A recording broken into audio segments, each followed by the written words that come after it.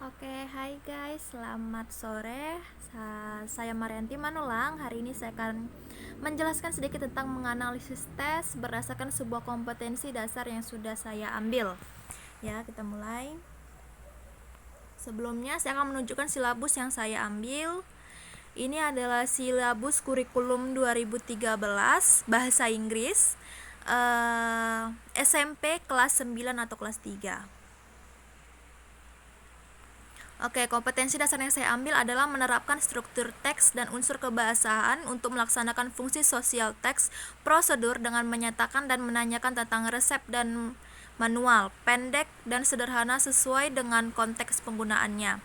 Materinya adalah teks lisan dan tulis tentang teks prosedur berbentuk resep atau manual pendek dan sederhana.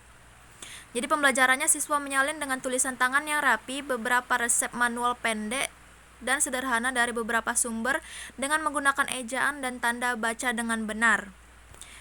Penilaian dari guru, tingkat kelengkapan dan keruntutan dalam menyebutkan dan menanyakan tentang cara pembuatan makanan, minuman dalam resep, serta mengoperasikan alat secara manual. Lalu ada tingkat ketepatan unsur kebahasaan, tata bahasa, kosakata ucapan, tekanan kata, intonasi, ejaan, tanda baca, dan kerapian tulisan tangan. Oke, ini teks prosedur berdasarkan KD yang sudah saya ambil. Jadi intinya adalah membahas tentang teks prosedur. Ini adalah contoh teks prosedur tentang resep membuat omelet keju. Di sana ada bahan, peralatan, serta cara membuatnya. Berikut, pindah ke contoh soal. Saya memberikan 3 contoh soal dan bentuk soalnya adalah pilihan ganda.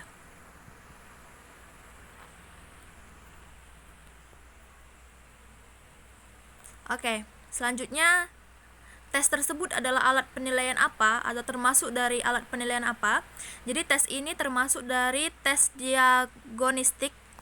Tes diagnostik adalah tes yang dilaksanakan untuk menentukan secara tepat jenis kesukaran yang dihadapi oleh para peserta didik dalam suatu mata pelajaran tertentu. Tes diagnostik ini juga bertujuan untuk menemukan jawaban atas pertanyaan apakah peserta didik sudah dapat menguasai pengetahuan dan merupakan dasar atau landasan untuk menerima pengetahuan selanjutnya. Materi yang dinyatakan dalam tes ini pada umumnya ditekankan pada bahan-bahan tertentu yang biasanya akan menurut pengalaman sulit untuk dipahami oleh siswa. Selanjutnya, apakah tes tersebut adalah alat penilaian yang baik? Ya, saya bisa mengatakan bahwa tes tersebut adalah alat penilaian yang baik karena yang pertama mengukur berbagai jenjang kognitif. Yang kedua ada mudah dalam penskoran, objektif, dan cepat. Selanjutnya peserta tes tidak terbatas jumlahnya, dapat dilakukan analisis butir soal dengan baik, tingkat kesukaran butir soal dapat dikendalikan, jumlah option jawaban lebih dari 2, dan memberikan informasi keadaan peserta tes lebih banyak. Selanjutnya, apakah tes tersebut memenuhi kriteria sebagai alat penilaian yang baik? Ya, benar. Karena tes yang sudah saya pilih, yang pertama memiliki kriteria practically atau tes ini praktis, mudah dalam segala aspek dan tidak memakan banyak biaya. Yang kedua ada reliability, tes ini konsisten dalam penilaian.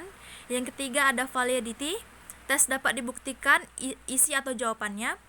Selanjutnya, authenticity, tes ini memiliki bahasa yang natural, mudah dipahami dan berkaitan dengan soal. Yang terakhir, tes ini memiliki workback atau berdampak pada siswa dan guru.